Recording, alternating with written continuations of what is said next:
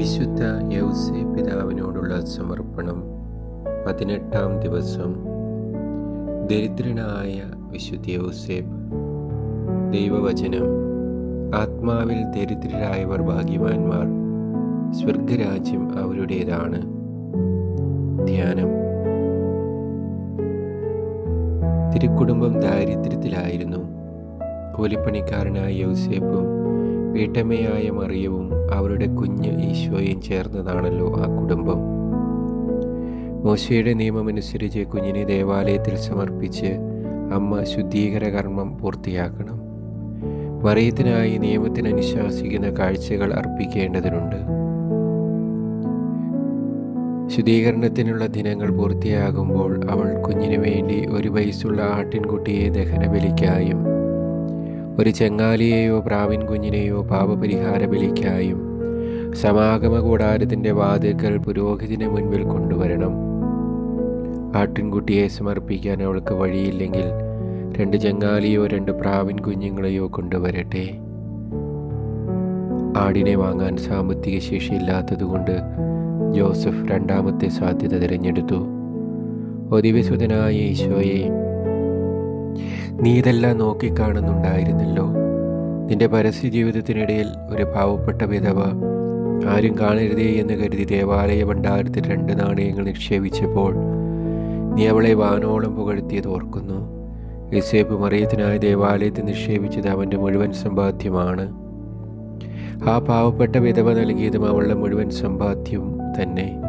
തനിക്ക് വേണ്ടി ഒന്നും മാറ്റിവെക്കാതെ ദൈവത്തിനായി സകൃതം നൽകുന്നവരെ ദൈവം വാഴ്ത്തുന്നു. ദൈവാശ്രയം മാത്രമാണ് ദരിദ്രൻ്റെ സമ്പാദ്യം. യോസേപ്പ് ഈ ദാരിദ്ര്യത്തിൽ സമ്പന്നനായിരുന്നു. കുഞ്ഞിനർപ്പിച്ച പൊന്നും മീറയും കുന്തിരിക്കവും വിറ്റുകൊടുത്താണോ ഈജിപ്തിലേക്കുള്ള യാത്രയിൽ നിങ്ങൾ ഭക്ഷണം കണ്ടെത്തിയത്? ജ്ഞാനികളിലൂടെ ദൈവം പ്രത്യേകം കരുതിയതിന് നന്ദി പറയുന്നുണ്ടാകും തിരുക്കുടുംബം. സിംഹക്കുഴിയിൽ കിടന്ന ദാനിയേലിന് ഭക്ഷണമെത്തിച്ചു കൊടുത്ത ദൈവം കെറിയത്ത് അരുവിക്ക് സമീപം ഒളിച്ചു താമസിച്ച ഏലിയായെ കാക്കയെ അയച്ചു പോറ്റിയ ദൈവം മരുഭൂമിയിൽ മന്നയും കാടപ്പക്ഷിയും കൊടുത്ത് ഇസ്രായേലിനെ വഴി നടത്തിയ ദൈവം തന്നെ ആശ്രയിക്കുന്നവരെ കൈവിടുമോ? ഒരിക്കലുമില്ല. സർവസമ്പത്തിൻ്റെ ഉടയവനായ ദൈവം തൻ്റെ പ്രാണപ്രിയനായ ഈശോയെ ദരിദ്രമായ അവസ്ഥയിലേക്ക് അയച്ചത് എന്തുകൊണ്ടാണ്? യോസേപ്പ് മറിയത്തോട് പറഞ്ഞു, നമ്മുടെ ദൈവം ദാരിദ്ര്യത്തെ പുലുകുന്നത് കാണുക. ദരിദ്രരെ ചേർത്ത് പിടിക്കാൻ അവിടുന്ന് ദരിദ്രനായി. ദൈവസുതൻ ആരെ അധികമായി സ്നേഹിച്ചുവോ അവരെ പോലെ ആയിത്തീർന്നു. സത്യത്തിൽ നമ്മൾ ദരിദ്രരല്ലായിരുന്നെങ്കിൽ ദൈവസുതൻ നമ്മുടെ വീട്ടിൽ പിറക്കുമായിരുന്നു. നാം ഇത്രയും സന്തോഷം അനുഭവിക്കുമായിരുന്നു. മറിയം പറഞ്ഞു, ഒരിക്കലുമില്ല. നമ്മുടെ നിസ്സാരത എളുപ്പം നമുക്കിന്ന് തിരിച്ചറിയാൻ കഴിയുന്നു. ദൈവത്തിൻ്റെ കരുണയിലല്ലാതെ ഒരു നിമിഷം പോലും മുന്നോട്ട് പോകാൻ നമുക്കാകില്ലല്ലോ. തിരുക്കുടുംബം ഉപജീവനത്തിനായി അധ്വാനിക്കുമ്പോഴും ദൈവാശ്രയത്വത്തിൻ്റെ ദാരിദ്ര്യാരൂപി എന്നും അവരെ പിന്തുടർന്നു. ദൈവം മാത്രം ഓഹരിയായിട്ടുള്ളവരാണല്ലോ ആത്മാവിൽ ദരിദ്രർ. എല്ലാമാകാൻ ഒന്നുമല്ലാതാകണം, എല്ലാം ലഭിക്കാൻ സകലതും ഒഴിവാക്കണം. ഓ ദൈവമേ, എന്നെ ഒന്നുമല്ലാത്തവനും ഒന്നുമില്ലാത്തവനുമാക്കണമേ.